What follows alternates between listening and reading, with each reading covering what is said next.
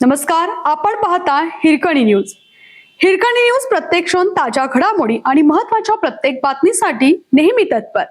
महाराष्ट्र सरकारची 122 कोटींची फसवणूक. सौर ऊर्जा प्रकल्पाच्या नावाखाली बनावट बँक गॅरंटीचा मोठा घोटाळा उघड. महाराष्ट्र सरकारच्या महत्वाकांक्षी सौर ऊर्जा योजनेला फसवणुकीचे ग्रहण लागले आहे.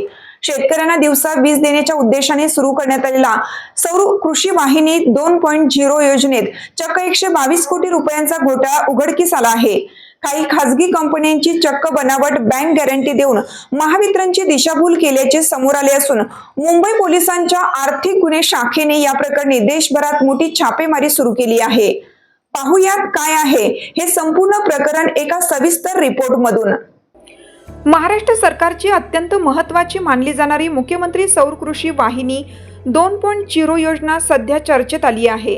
पण ती कामामुळे नाही तर झालेल्या फसवणुकीमुळे. 4 बड्या कंपन्यांनी संगनमत करून महावितरणला तब्बल 122.85 कोटी रुपयांचा गंडा घातला. या कंपन्यांची निविदा प्रक्रियेत सहभागी होताना चक्क बनावट रबर स्टॅम्प आणि खोट्या कागदपत्रांच्या आधारे बँकांची बनावट हमीपत्रे सादर केली.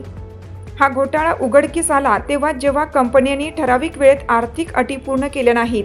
नियमानुसार महावितरणने जेव्हा या कंपन्यांची बँक गॅरंटी रोखण्यासाठी बँकांशी संपर्क साधला तेव्हा बँकांनी धक्कादायक उत्तर दिलं. संबंधित बँकांनी स्पष्ट केलं की अशा प्रकारची कोणतीही हमीपत्रे त्यांनी जारीच केलेली नाहीत.